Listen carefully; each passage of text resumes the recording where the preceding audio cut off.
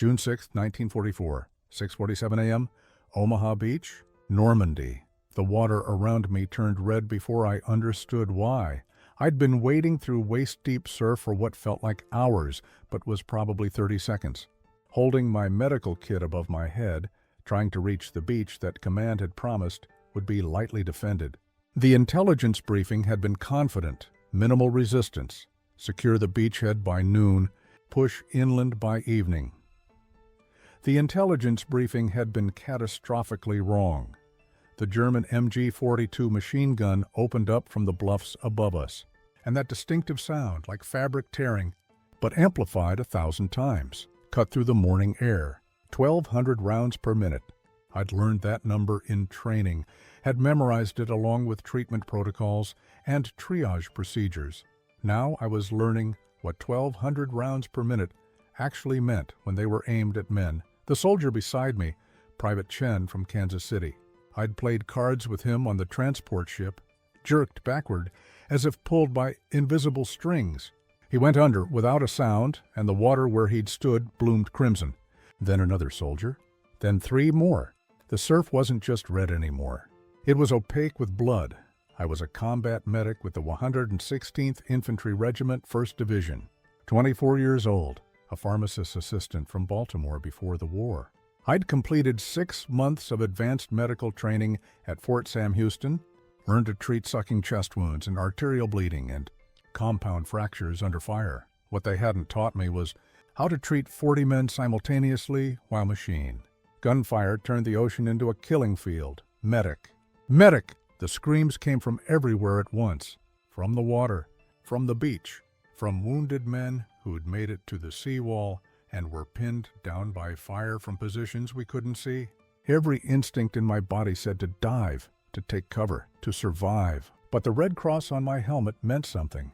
Meant I didn't get to hide while men bled out. I reached the beach.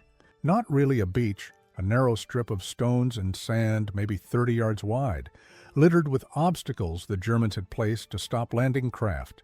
Steel hedgehogs, wooden stakes, concrete tetrahedrons, and bodies. So many bodies.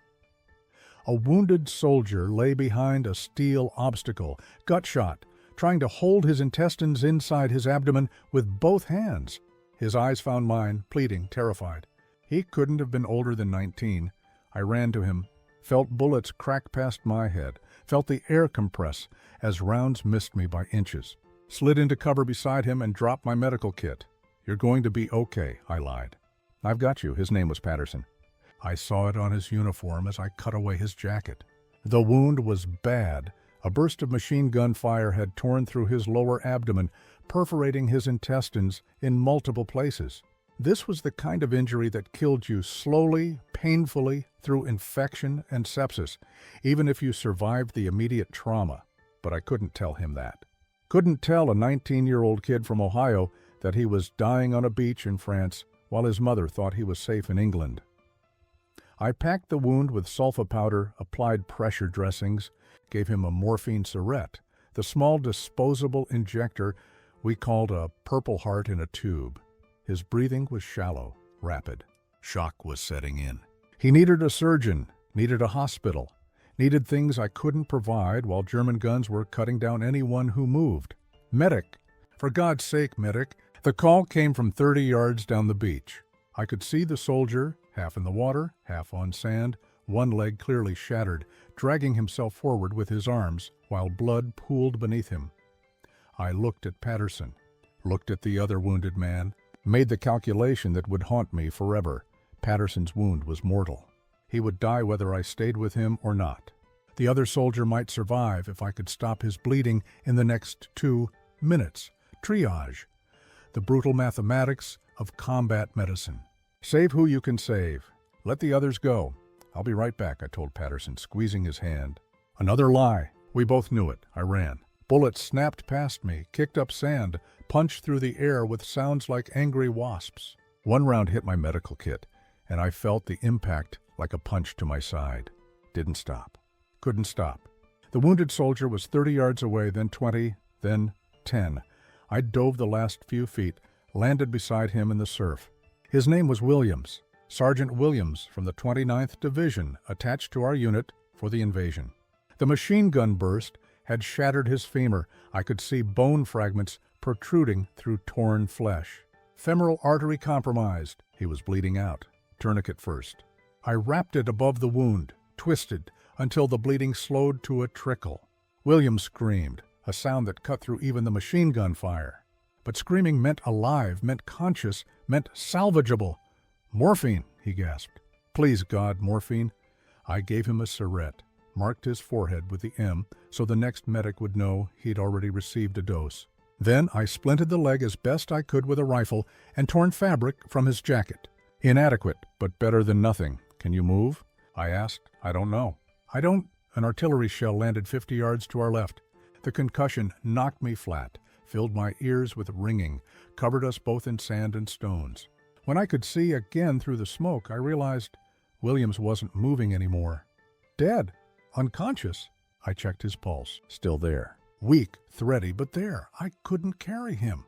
He was bigger than me, and carrying wounded soldiers across a beach under machine gun fire was a good way to get 2 men killed instead of 1.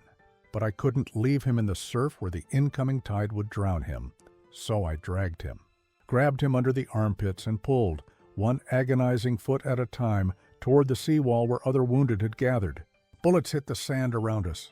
One creased my shoulder, felt like being branded with hot iron, but I kept pulling. 30 yards, 25, 20. Another soldier, Private Torres, a rifleman I'd trained with in England, saw what I was doing and ran out to help. Together we got Williams to the seawall, into the minimal shelter it provided. "Thanks, Doc," Torres said. That's what they all called medics, Doc. Even though I wasn't a doctor, would never be a doctor, was just a kid from Baltimore who'd learned to bandage wounds and distribute morphine. "Stay low," I told him, "and if you see anyone wounded, I'll call for you. Now go, there's others." There were. So many others. The next 3 hours existed outside of normal time. Everything happened simultaneously and in extreme slow motion. I moved from wounded man to wounded man, making impossible decisions, performing emergency medicine with inadequate supplies while the world exploded around me. Corporal Davis, sucking chest wound from shrapnel. I sealed it with the waterproof wrapper from a morphine syringe, the only occlusive dressing I had left. Inadequate, but better than nothing. He died anyway 30 minutes later, drowning in his own blood. Private Kowalski, both legs gone below the knee from a mine. I tourniqueted the stumps, gave him morphine, held his hand while he called for his mother in Polish. He lived. Last I heard, he was in a VA hospital in Chicago, learning to walk on prosthetics. Lieutenant Morrison, our platoon leader, shot through the neck. The bullet had missed major arteries by millimeters. I packed the wound, kept pressure on it, told him not to talk. He kept trying to give orders anyway, kept trying to command his men while blood seeped through my fingers. He lived too. I lost count of how many men I treated. Lost track of time. Lost awareness of anything except the next wound, the next soldier, the next impossible choice between who might survive and who was already lost. At some point, maybe 9 a.m., maybe noon, I couldn't tell, I ran out of supplies. No more bandages, no more morphine, no more sulfa powder. All I had left were my hands and improvisation. I used torn uniforms as bandages, used rifle slings as tourniquets, used seawater to clean wounds, knowing it would cause infections, but needing to see what I was treating. I extracted bullets with forceps designed for removing splinters. I reset broken bones without anesthesia while men screamed and thrashed and begged me to stop. And I kept working because stopping meant men died. And I'd taken an oath, not the Hippocratic Oath, I wasn't a doctor, but an oath nonetheless, to preserve life regardless of the circumstances. Medic. "Medic down!" The call froze my blood. Medics weren't supposed to be targeted. The Geneva Convention protected medical personnel, and both sides generally respected it. But someone either hadn't gotten the memo or didn't care. I found him 50 yards east along the beach. Corporal Henderson, another medic from Charlie Company. A man I'd trained with, shared a tent with, considered a friend. He was lying on his back, red cross on his helmet clearly visible, a bullet hole in his chest. The wound was bad, but not immediately fatal. The round had entered below his left collarbone, probably punctured a lung, but missed his heart. Survivable if I could stabilize him. Eugene, he gasped, blood bubbling at his lips. Can't breathe. Tension pneumothorax. Air building up in the chest cavity, collapsing the lung, putting pressure on the heart. Without treatment, he'd die in minutes. I needed to decompress his chest. Needed to insert a needle between his ribs to release the trapped air. It was a procedure I'd practiced exactly twice on training dummies, and doing it wrong meant puncturing his lung further, possibly killing him. I didn't have a choice. I found the landmark, second intercostal space, mid-clavicular line. Drew the largest needle I had left from what remained of my kit. Positioned it carefully, said a prayer I hadn't prayed since childhood. This is going to hurt. I pushed the needle through skin, through muscle, between ribs, into the pleural space. Henderson arched his back, screamed, grabbed my wrist. Then air hissed out through the needle, and his breathing eased slightly. Better? I asked. He nodded, unable to speak. I stayed with him until a Navy corpsman arrived with a stretcher team. Watched them load him onto a Higgins boat heading back to the ships offshore where the real doctors were. Found out 3 weeks later that he'd survived, had been shipped back to England, eventually back to the States. That was my one clear success that day. Everything else was shades of gray, partial victories, men who survived but would never be whole. Men who died despite my best efforts. By mid-afternoon, the beach was secured enough that we could establish a proper aid station. Not much, just a depression behind the seawall where we could gather the wounded and treat them with something resembling organization. But it was better than working in the open under direct fire. We had 43 men in various states of injury. I had one remaining functional medic helping me, a kid named Sullivan, who'd arrived on the second wave and somehow survived. Together we triaged, treated, prepared men for evacuation. Major Peters, the battalion surgeon, arrived around 3 p.m., took one look at the aid station, at the wounded men, at my blood-soaked uniform and the improvised bandages and splints. Report, he said simply. Sir, 43 wounded. 12 critical, need immediate evacuation. 18 serious, can wait a few hours. 13 minor, can return to duty after treatment. Casualties? I knew what he was really asking. How many dead? I don't know, sir. I stopped counting. He nodded like he understood. Maybe he did. Maybe every combat surgeon learned that counting the dead just made the numbers impossible to bear. You did good work here, Carter. Damn good work. I didn't feel like I'd done good work. I felt like I'd made 1,000 mistakes. Like every man who died had died because I hadn't been fast enough, skilled enough, equipped enough. But I just nodded and went back to work because there were still men who needed treatment. The evacuations began at sunset. Higgins boats shuttling the wounded back to the ships, then to England, then to hospitals where real doctors with real equipment could perform actual medicine instead of battlefield improvisation. I helped load the stretchers, gave final instructions to corpsmen, checked that everyone had proper documentation of their injuries and treatment, watched the boats motor away through water that was still stained pink from the morning's carnage. When the last boat left, I sat down for the first time since hitting the beach 12 hours earlier. My hands were shaking so badly I couldn't light a cigarette. My uniform was stiff with dried blood, other people's blood, though I'd been hit twice and hadn't noticed until someone pointed out the holes in my jacket. Sullivan sat down beside me. He was 19 years old and looked 50 after what he'd seen that day. How do you do it?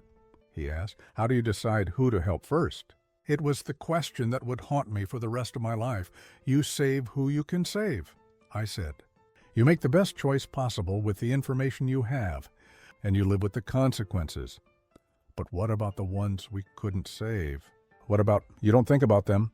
Can't afford to, because tomorrow there'll be more wounded, and if you're thinking about yesterday's dead, you'll miss today's living. It was advice I couldn't follow myself. But Sullivan nodded like it made sense, and maybe that was enough. That night I tried to sleep on the beach. Couldn't. Every time I closed my eyes, I saw Patterson looking at me with those pleading eyes while I told him I'd be right back. Saw Williams's shattered leg. Saw Davis drowning in his own blood. Saw faces I couldn't name.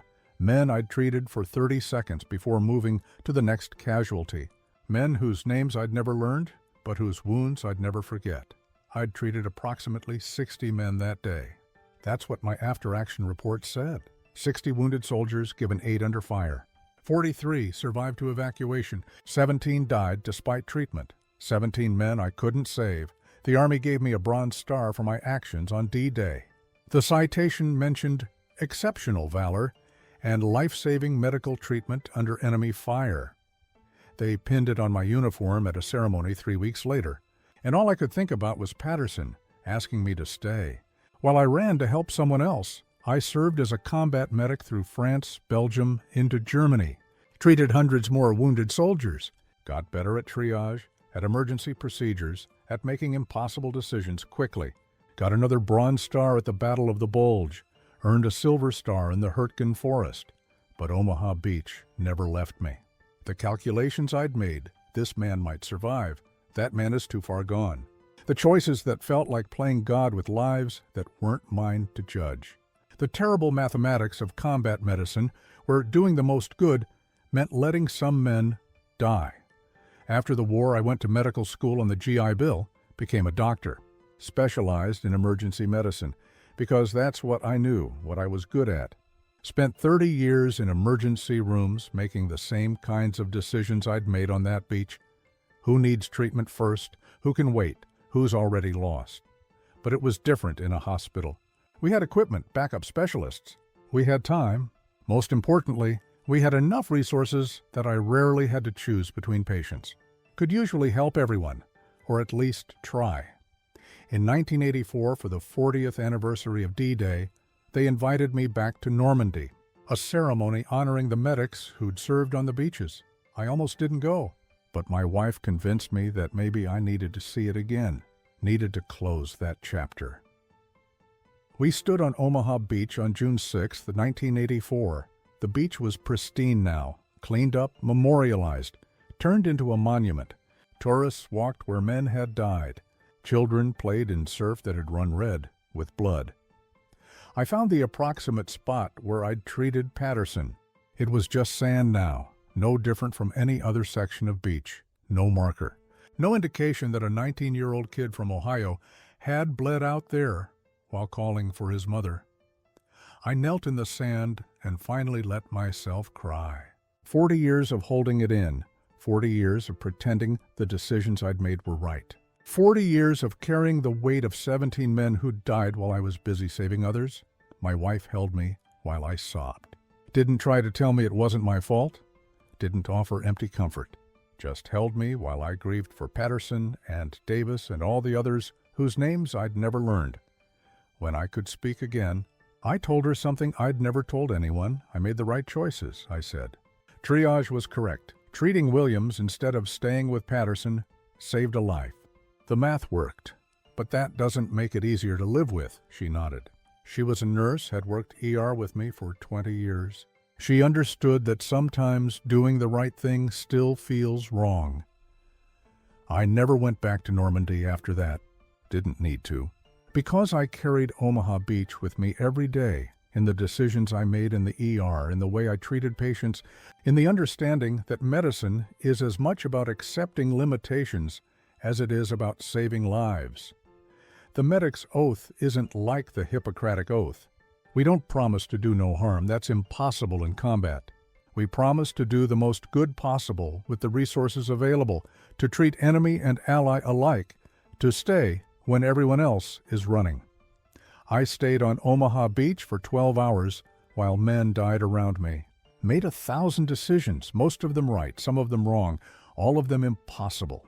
Saved 43 lives and lost 17, and I carried both numbers with me for 60 years. They called me a hero, gave me medals, put my name in history books about D-Day, but I was just a pharmacist's assistant from Baltimore who'd learned to bandage wounds, who'd been trained for 6 months and thrust into a situation no amount of training could prepare you for. I was the medic who stayed, who kept working while the beach burned and men screamed and the mathematics of death and survival played out in real time, who made choices I'll never stop questioning, saved lives I'll never stop counting, And lost men I'll never stop mourning. That's the truth about combat medicine. That's the story beneath the medals and commendations and stirring speeches about heroism. You save who you can save. You lose who you can't. And you live with it forever.